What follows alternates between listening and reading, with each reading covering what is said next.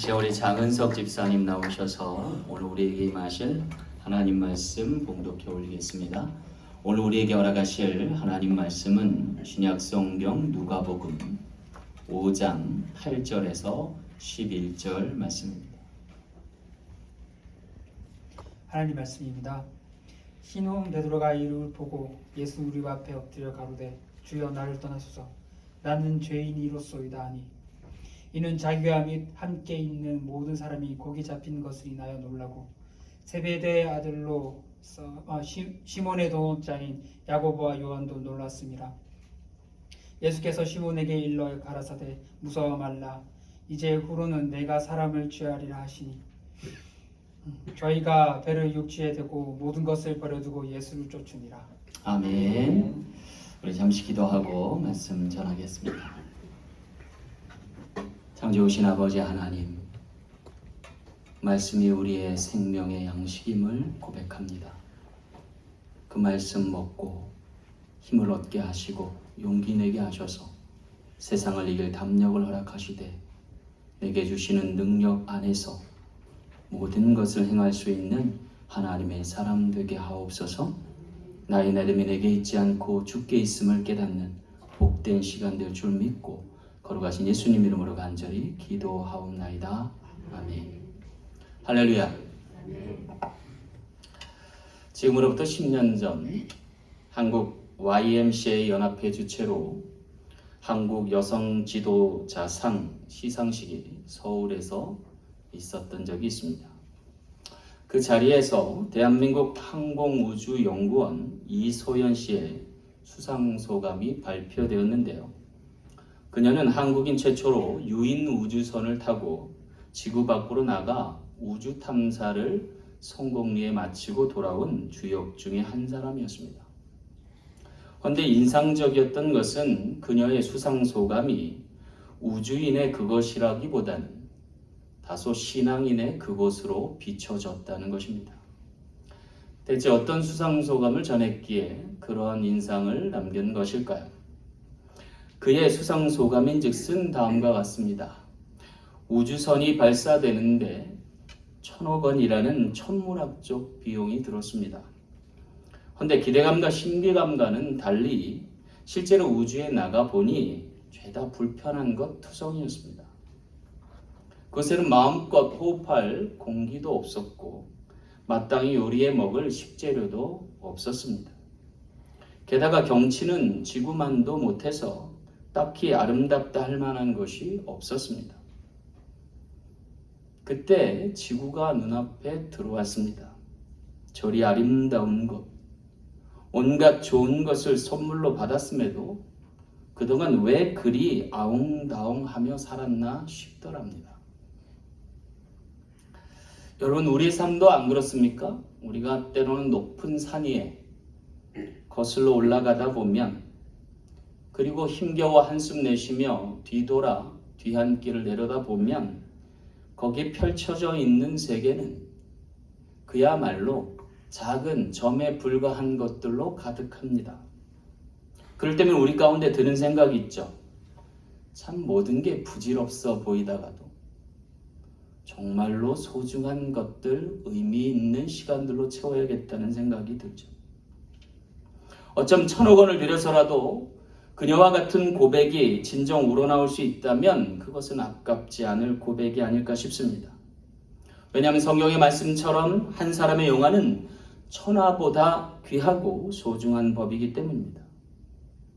어쩜 진정한 기적은 1,000억 원을 들여서 지구 밖에 위성 궤도를 설치하는 우주 탐사라기보다 오히려 우리 한 사람 한 사람이 천하보다 귀한 영혼임을 깨닫고 돌아오는 시간일 것입니다.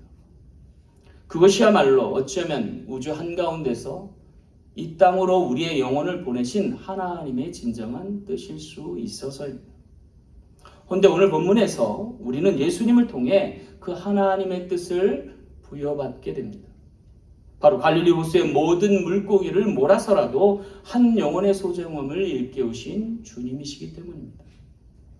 주목할 것은 이제 그 영혼이 천하보다 귀한 영혼 되어서 예수님을 온전히 따르기 시작했다는 것입니다. 바로 자신의 모든 것을 버려두고 주를 따를 만큼 소중한 그 무엇을 발견한 까닭입니다.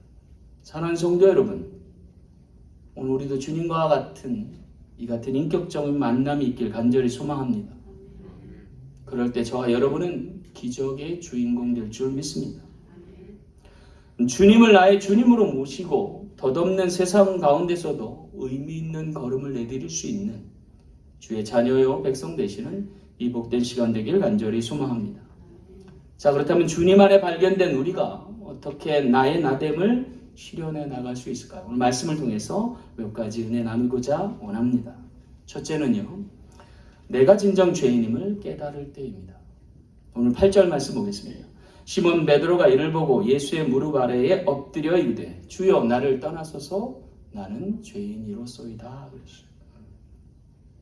여기 우리 다소 황당한 고백을 접하게 됩니다. 주여 나를 떠나소서 나는 죄인이로소이다 라는 고백입니다.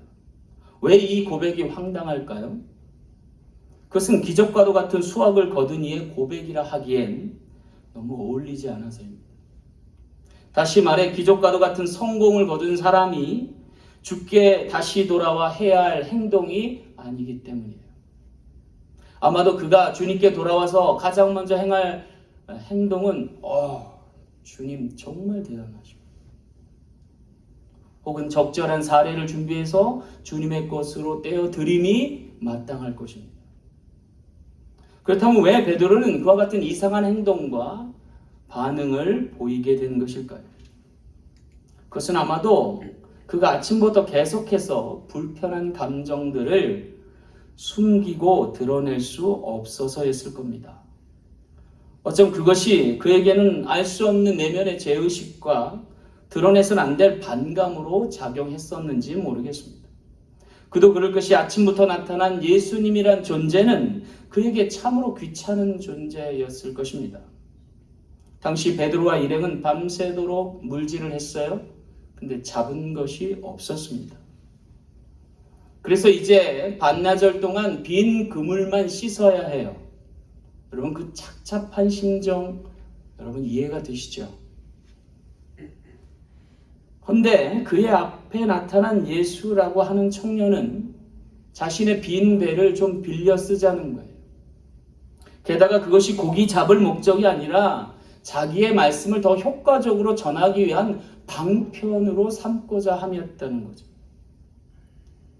정말 성질 같아서는 확 쏴붙이고 싶은데 따르는 이들과 보는 이들의 대목이 있어서 그가 그렇게 할 수 없고 참을 수밖에 없었던 것 같아요. 어쩌면요, 세상은 그처럼 때론 감추기를 잘해야 되는지 모르겠습니다. 이은즉슨 그것이 더 유익해 보여서입니다. 묻지도 않을 죄를 고백했다가 죄인으로 찍힐 수도 있고 불필요한 오해를 받을 수도 있어서입니다. 또 남에게 인정받고 싶어 자기 감정을 그대로 드러냈다가는 오히려 비난받기 일쑤일 겁니다. 그래서일까요? 오늘 우리는 베드로처럼 쓰린 속을 달래가며 좋지 않은 기분을 참고 숨기며 그렇게 인생을 숨죽여 살아왔는지 모르겠습니다. 그런데 말씀을 다 마치신 예수께서 갑자기 자기 배를 띄워 그물을 내려보라고 권하는 거예요. 그것도 얕은 물가에서가 아니라 깊은 데로 가서 그물을 내리라고 명령까지 하는 거예요. 그럼 베드로의 기분이 어땠을까요? 아마 속에선 화가 치밀어 올랐을 거예요. 불편한 감정선이 요동을 쳤을 거예요.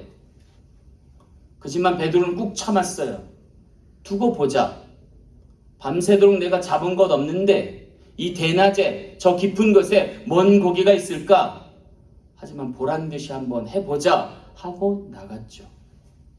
그리고 깊은 데 가서 그물을 내렸는데 와우! 그물이 찢어질 만큼 고기가 잡히는 거예요. 심지어 너무 많아서 감당이 안 돼서 옆에 있는 동료들에게 도움을 청해서 2배 가득 잡힌 고기를 실어 오게 되는 것입니다. 여러분 그때 베드로에게 드는 생각이 뭐였을까요? 그것은 한 가지로 귀결됐을 거예요. 세상보다 크신 이가 여기 있구나. 주여 나를 떠나소서 나는 죄인이로소이다 고백하지 아니할 수 없는. 그런데 여기서 우리가 주목할 사람은 베드로가 아니에요. 그 베드로를 용납하시는 주님이세요. 주님은 베드로의 속을 다 아셨어요. 그가 품고 있는 생각조차도 가늠하셨어요. 그런데 한마디의 핀잔 없이 그에게 너로 사람 낚는 어부 되게 하리라 나를 따르거라 말씀하신 거예요. 여러분, 그러한 베드로조차도 주님은 한 영혼으로 보시는 거예요. 그리고 용납하셨고 사람을 낚는 어부로 자신의 제자로 쓰임받을 일꾼으로 컬링하고 계시다는 거예요. 왜 대체 주님은 비난하고 정죄하기보다 그를 용납하고 들어 사용하려 하신 걸까요? 그것은 어쩌면 당시의 베드로가 그럴싸하게 자신을 포장하기보다 솔직한 자신의 모습을 온전히 드러냈기 때문이 아닐까 싶습니다. 여러분, 솔직한 나, 있는 그대로의 나, 깊이 자각하고 깨닫는 나, 이거 여러분 쉬운 거 아니죠. 특별히 나이 들수록 더 힘들지 않던가요? 오늘 우리의 체면과 오늘 우리의 권위를 내려놓고 주님 앞에 이처럼 솔직 담백하게 나를 떠나소서 나는 죄인입니다 얘기할 수 있는 것 쉬운 것 아니죠. 여러분, 인간이 태초에 낙원에서 추방된 이유가 뭐예요? 선악과를 따먹어서가 아니에요. 솔직하지 못해서요. 거짓으로 자신을 위장하고 그럴싸한 것으로 남 탓을 했기 때문입니다. 왜 그렇게 했을까요? 이미 자기가 하나님처럼 되어 있었기 때문에. 나는 그럴 리 없어. 내겐 잘못이 없어. 오히려 네가 잘못한 거야. 너 때문이야. 여러분, 솔직히 자신을 내려놓는 것, 있는 그대로 나 자신을 인정하는 것, 여러분 거기서부터 오늘 이 인생이 제대로 시작될지 모릅니다. 한껏 자신을 지켜 세울 그 무엇이 아니라 자신을 진정 내려놓을 수 있는 그 용기 앞에서 주님이 그를 사람 낚는 어부로 바꾸시는 거죠. 변명 아닌 사과로 일관하는 것이 아니라 진정 자신의 잘못을 잘못으로 인정할 때 비로소 주님은 역사하기 시작한다는 것. 어쩌면 베드로에게 있어 진정한 기적은 자신의 위장된 감정선을 여과 없이 드러냈던 것이 아닐까 싶습니다. 솔직히 주님께 용서를 구하는 것이었습니다. 그럴 때 주님은 그를 진정 사람 낚는 어부로 들어 사용하신 것입니다. 여러분, 오늘 우리도 그렇지 않을까요? 오늘 진정 나의 나됨을 주님 앞에 솔직히 아랠 때 주님은 오늘 우리를 그 누구보다 위대하게 들어 사용하실 줄 믿습니다. 모든 윗선과 교만을 내려놓고 주님과 함께 진정한 기적의 주인공 될 수 있는 우리 모든 지체 되시길 간절히 소망합니다. 두 번째 나의 나됨은 내가 아무것도 아닌 것을 깨달을 때입니다. 9절 말씀 보겠습니다. 이는 자기 및 자기와 함께 있는 모든 사람이 고기 잡힌 것으로 말미암아 놀라고 그랬습니다. 여기 베드로는요, 자기가 고기를 잡았는데도 그것을 보고 놀란 거예요. 입이 떡 벌어질 만큼의 결실을 얻어서입니다. 그것은 2배 가득 잡힌 고기였어요. 물론 여러분, 요즘 시대에 원양어선을 타고 큰 대양에 나가서 그 많은 물고기를 잡은 것에 비하면 애매한 거죠. 하지만 여러분, 이 갈릴리 호수의 크기가 딱 얼마나냐면 저희가 알고 있는 레이크 레니어 호수만 해요.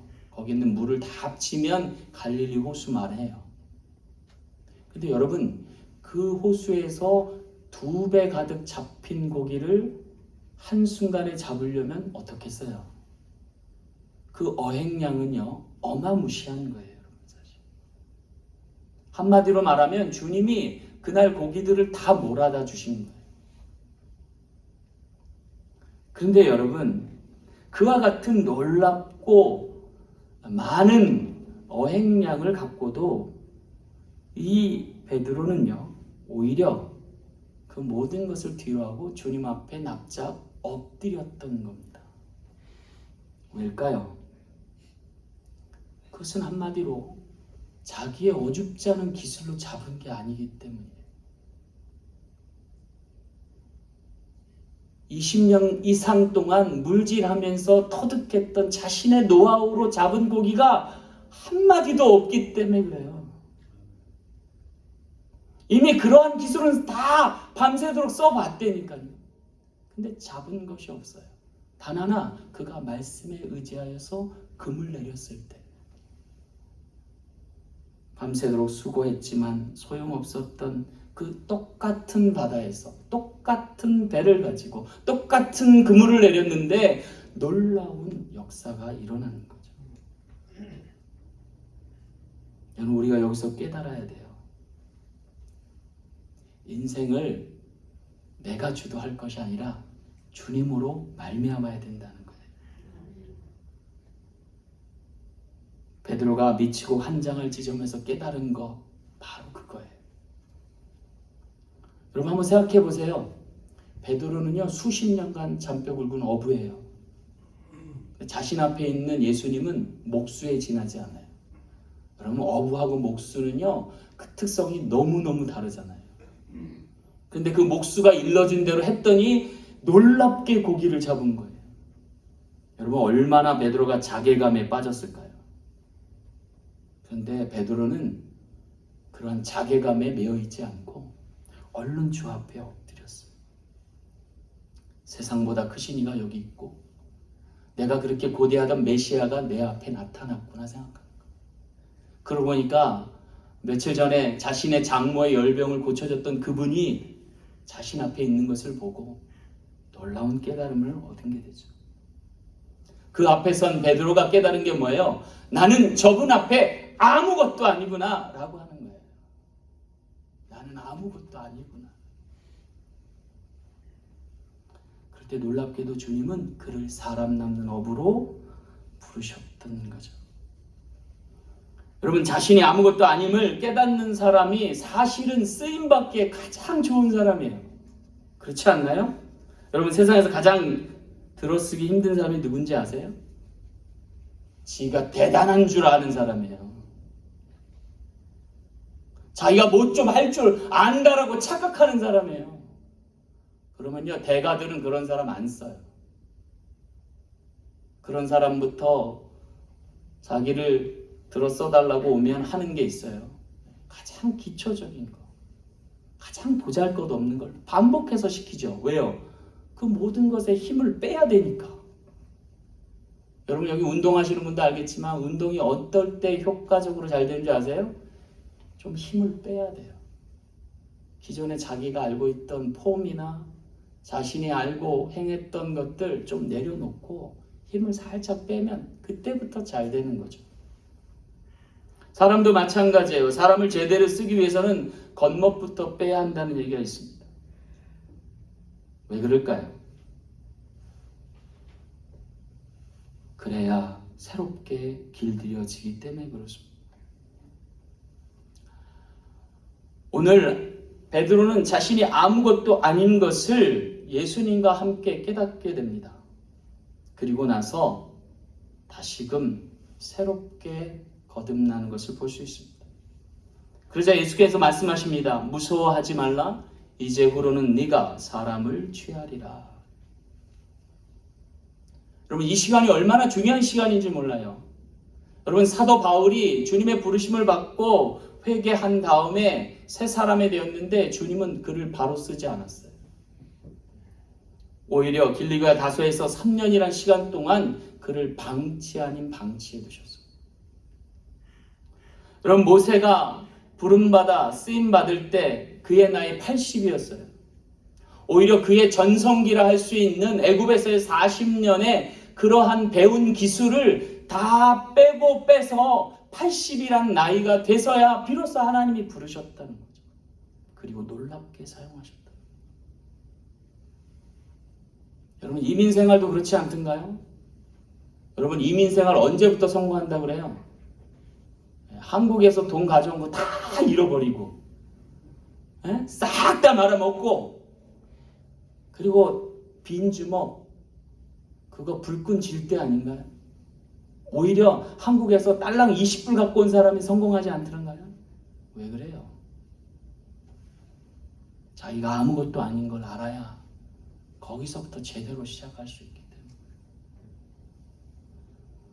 여러분 주님께서 이 땅에 오신 목적은 의인을 부르러 온 것 아니라 하셨습니다. 오히려 죄인을 부르러 왔다 하셨습니다. 어쩜 주님께서는 이 땅에 와서 하나님처럼 행세하려 할 수 있었지만 그렇게 하지 않았어요. 오히려 죄인됨을 먼저 깨달은 사람부터 찾아가 만나셨습니다. 주님의 진정 위대함은 하나님처럼이 아니라 오히려 자신을 보내신 이의 뜻에 온전히 순복한 것에 있지 않나 싶습니다.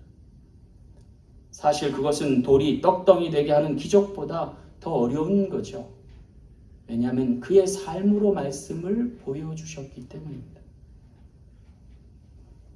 내가 아무것도 아닌 것이 될 때 사실은 내게 능력 주시는 자 안에서 모든 것이 될 수 있는 지혜가 있는 것이죠.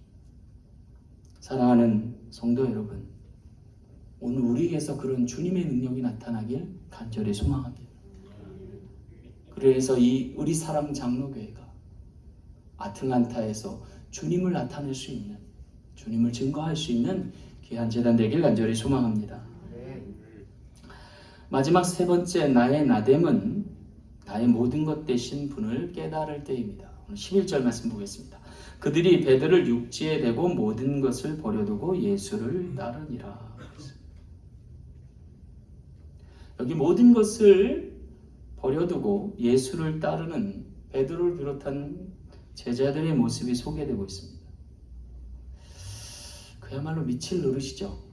여러분 한번 생각해 보셨어요? 기껏 2배 가득 잡힌 고기를 뒤로 하고 주님을 빈몸으로 빈손으로 따랐다는 거예요. 그럼에도 불구하고 오늘 우리는 그것을 미친 짓이라 하지 않습니다. 오히려 더 나은 선택이라 간주할 수 있습니다. 왜냐하면 거기에 주님의 부르심이 있기 때문입니다. 여러분 주님이 부르실 때 오늘 우리가 모든 것을 버려두고 따라가는 것은 하다 안 돼서 한 선택이 아닙니다. 가끔 여러분 목회자들 후보생들을 보는데요. 목회자가 되겠다고 왔는데 이유를 물어보니까 이거 해도 안 되고 저거 해도 안 되고 하는 것마다 망하고 그래서 목회하려고 왔습니다. 그런 사람이 간혹 있어요. 간혹 있어요. 100에 1명. 그럼 어떻게 할까요, 목사님들이? 돌려보내죠. 하다 안 돼서 이거 합니다. 그럼 그건 망하는 거예요. 내가 잘하던 것, 잘 나가던 것 내려놓고 주님 이것이 너무 좋아서 제가 이거 하고 싶어서 결단하고 왔습니다. 그러면 그건 틀림없이 잘 되는 거예요. 그렇지 않던가요, 여러분? 여러분 내가 이거 해도 망하고 저거 해도 망하고 이거 해도 안 되는데 그래도 이거 했던 게 제일 잘 됐다. 그래서 그거 계속 하시는 분 있죠. 그럼 그분은 나중에 성공하죠. 아니 30년 이상 그거 했는데 성공 못하면 말이 안 되잖아요. 여러분 무엇을 얘기하는 거예요? 주님은 우리의 차선책이 아니에요. 주님은 우리의 최선이고 최상이세요. 그리고 그렇게 주님을 따를 때 오늘 우리의 삶도 바뀔 수 있는 거죠. 우리의 중심과 우리의 우선이 주님이 되시길 간절히 소망합니다. 거기에 기적이 일어나지 않겠어요? 여러분 어부에게 있어서 고기 잡는 것보다 중요한 게 뭐 있어요? 그렇게 해서 잡은 2배 가득 잡힌 고기를 내려놓고 주님을 따를 정도면 주님이 주님 되시는 거 아니에요? 그럴 때 역사가 일어나는 것 아니겠어요? 여러분 오늘 우리가 잘 새겨볼 대목이에요. 어부들이 자신이 평생 물질하던 배를 버려두고 그물을 내려놓고 잡은 고기를 뒤로 하고 주님을 따른다는 것은 주님밖에 없다는 얘기예요. 그리고 앞으로는 주님으로 살겠다는 거죠. 그럴 때 주님의 놀라운 기적이 나타나게 될 줄로 믿습니다. 여러분, 어쩌면 우리가 이 땅에서 정말 깨닫고 변해야 될 것은 나의 나담이 내가 되고 싶은 나가 되는 게 아니라 나로 거듭나게 하는 나가 돼야 한다. 이 땅에 오게 하신 목적은 내가 되고 싶은 내가 되라고 보내신 게 아니라 주로 말미암아 거듭나야 할 나로 보내셨다는 거예요. 주님을 만나야 가능한 일이고 주님을 위해 내 모든 것을 버릴 때에 가능할 일이라는 거예요. 그럼 여러분, 진정 거듭날 수 있는 우리 모두 될 줄 믿습니다. 그러기 위해서는 먼저 자기를 부인해야 돼요. 그리고 자기 십자가를 지고 주님을 따라야 해요. 거기에 우리 인생의 진정한 콜링이 있기 때문입니다. 여러분, 주님을 예를 들면 주님은 자기를 비워 낮고 천한 종의 형체를 빌어 이 땅에 참 인간으로 사셨다는 거예요. 하나님이신 그분이 하나님의 아들됨을 내려놓고 참 인간으로 이 땅에 사셨다는 거죠. 그럴 때 놀라운 기적이 일어났어요. 여러분, 오늘 우리도 마찬가지여야 되지 않을까 싶습니다. 하나님의 나라는요, 우리가 바라는 유토피아가 아니에요. 하나님의 나라는 하나님의 다스림이 있는 곳이고 하나님으로 변화될 나라인 것이라는 거죠. 따라서 오늘 우리에게 필요한 것이 있어요. 그건 뭐예요? 자기를 부인하고 자기 십자가 지고 주님 따르는 거예요. 베드로로 말하면 자기 배를 버려두고 자기 그물을 내려놓고 자기가 수확한 것을 뒤로 하고 사람 낚는 어부로 변화되는 것이죠. 거기에 진정한 기적이 일어난 것입니다. 여러분, 교회도 마찬가지 아닐까요? 우리 교회가 큰 교회만 지향하고 성공한 교회만 따라한다면 우리 교회됨은 잃어버릴 거예요. 오히려 주님이 원하시는 교회는 주님으로 말미암아 거듭나는 교회죠. 주님이 원하시는 그 교회가 되는 거죠. 그럴 때 이 교회에 기적과도 같은 놀라운 부흥이 일어나게 될 줄로 믿습니다. 여러분, 주님은 베드로에게 사도 바울처럼 되라고 하지 않았어요. 요한처럼도 되라 하지 않았어요. 베드로에게 너는 너의 십자가를 지고 나를 따르라 하셨어요. 그 베드로가 어떻게 십자가 졌어요? 거꾸로 졌잖아요. 여러분, 십자가를 거꾸로 진 사람은 아무도 없어요. 베드로만 그렇게 했어요. 왜요? 주님 앞에 너무 부끄러워서. 그런데 그런 베드로를 통해서 3,000명도 회개하고 5,000명도 회개하고 수만 명도 변화돼서 주님 따르게 됐다는 거예요. 주님 말씀대로 기적과도 같은 사람 낚는 어부가 된 것입니다. 그리고 수많은 영혼을 주님께로 인도한 것입니다. 진정한 베드로됨을 오늘 우리에게 보이시면서 나의 나됨이 어디 있고 이 땅에서 내게 부르신 소명과 목적이 어디 있음을 깨닫고 주님 앞에 크게 쓰임받으시는 우리 모두 되어지길 간절히 소망합니다. 말씀을 맺겠습니다. 어제 설교 마무리 작성을 하다가 하도 머리에 쥐가 나가지고 제가 잠시 동영상 한 편을 봤어요. 머리를 식힐 겸. 근데 유튜브에서 싸이라고 하는 가수가 영국의 그 빌보드 차트를 할 수 있는 그 차트에 1위를 하고 나서 옥스퍼드 대학의 유니언 강당에서 연설했던 모습이 나오더라고요. 거기서 그가 정확치 않은 콩글리시 영어 발음을 섞어가면서 자기 어린 시절부터 싱어송라이터가 되고 유명한 가수가 된 것을 이렇게 잘 설명하더라고요.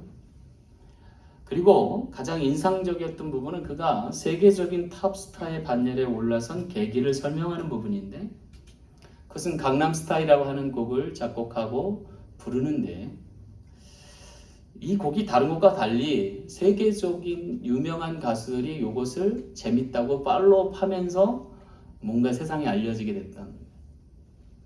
그러다 하루는 유명한 가수죠. 저스틴 비버라고 하는 세계적인 가수의 매니저에게서 연락이 왔대요. 자기를 만나고 싶다는 거예요. 그래서 그런 사람이 왜 나를 만나지? 하고 처음에는 믿기지 않아서 의심하였대요. 그러다 그가 나중에 태평양을 건너서 로스앤젤레스로 오면서 이제 저스틴 비버를 만나는 계기를 만들게 됐는데, 그때 비행기 안에서 그가 수많은 망감이 교차하는 것에서 생각을 정리했대요. 대체 내게 무슨 일이 일어나고 있는 거지? 과연 내가 대체 뭘 해야 하는 거지? 만약 계약을 원하면 내가 어떻게 계약을 할지 5만 가지 생각이 날 때. 근데 그때 스쳐드는 생각이 하나 있대요.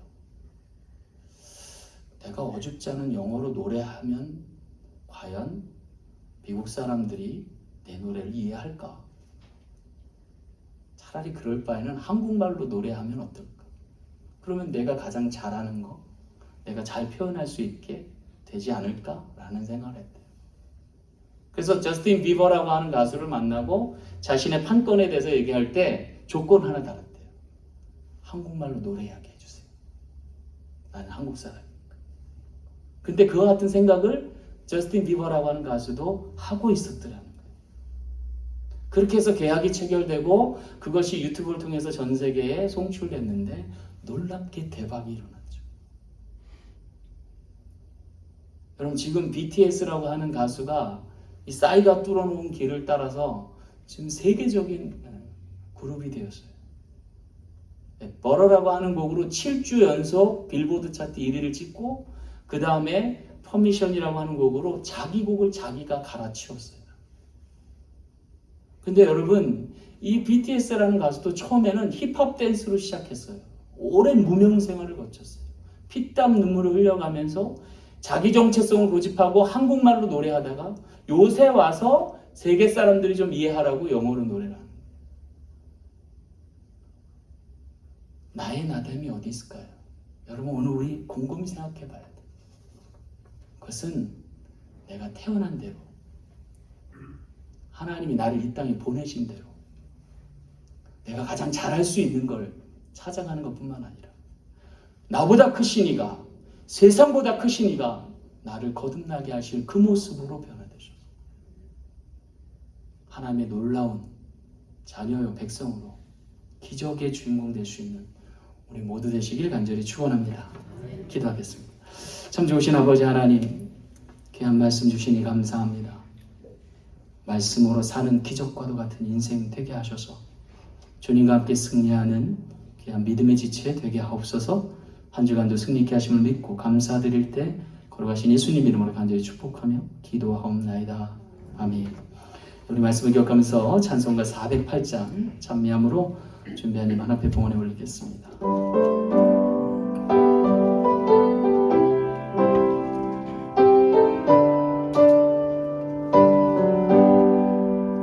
나 어느 곳에 있든지 늘 마음이 평안하 주 예수 주신 평안함 늘 충만하도다. 나의 마음속이 늘 평안해. 나의 마음속이 늘 평안해. 악한 죄 바보가 많으나 마음이 늘 평안해. 내 맘에 솟는 영생수 한없이 흐르니 목마름 다시 없으며 늘 평안하다. 나의 마음속이 늘 평안해. 나의 마음속이 늘 평안해. 악한 죄 바로가 많으나 마음이 늘 대신 주의 사랑을 영원치 못하네. 그 사랑 내 맘 여시고 선방을 주셨네. 나의 마음속이는 평안해. 나의 마음속이는 평안해. 악한 죄 바보가 많으나 마음이 평안해. 주 예수 온갖 고난을 내 몸소 당했나. 주 함께 고난 받으면 열무가 먹겠네. 나의 마음속에는 평안해. 나의 마음속에는 평안해. 악한 죄 바보가 많으나 마음에는 평안해. 우리 다 같이 일어나셔서 찬송 50장 1절 부름으로 드린 예물 하나님 앞에 봉헌해 올리겠습니다.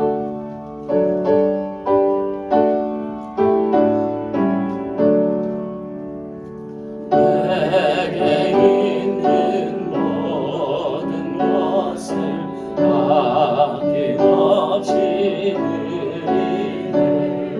사랑하고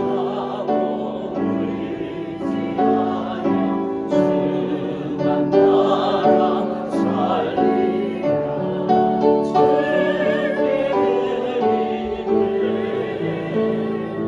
주께 드리네.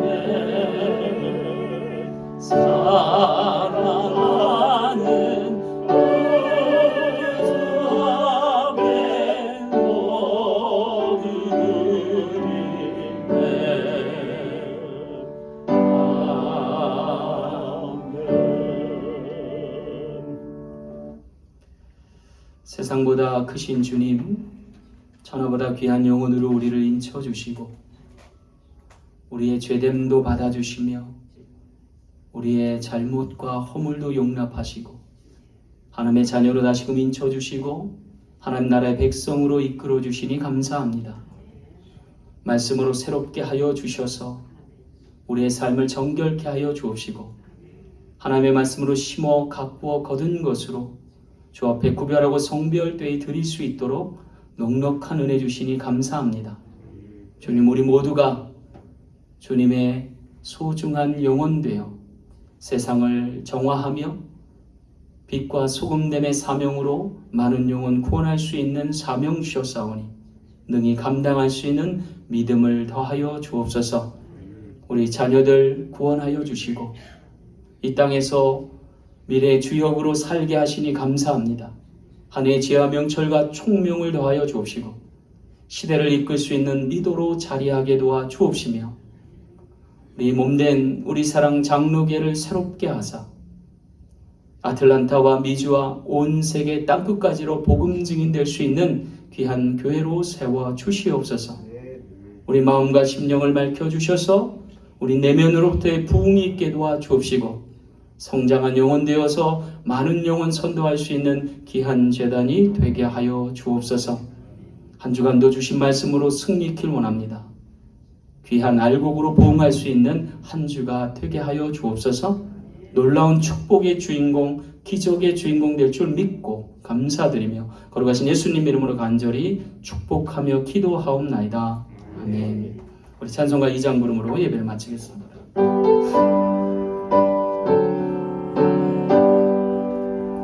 찬양 성부 성사 성령 성삼위 세계 영원 무궁 아기까지 영광을 돌리세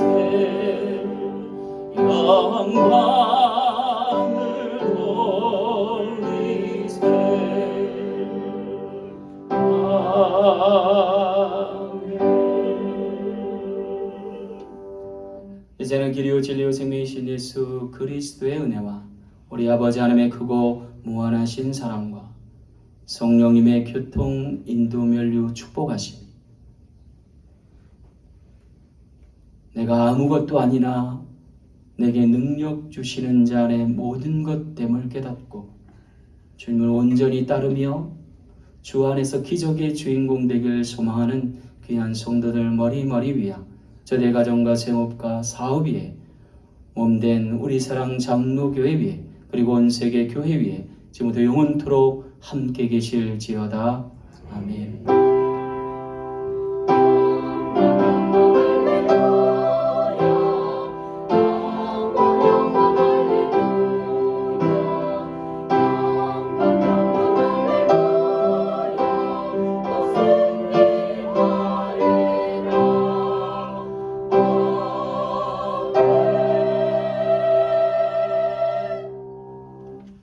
예배를 마쳤습니다. 자리에 앉아주시고요. 우리 옆뒤 잡은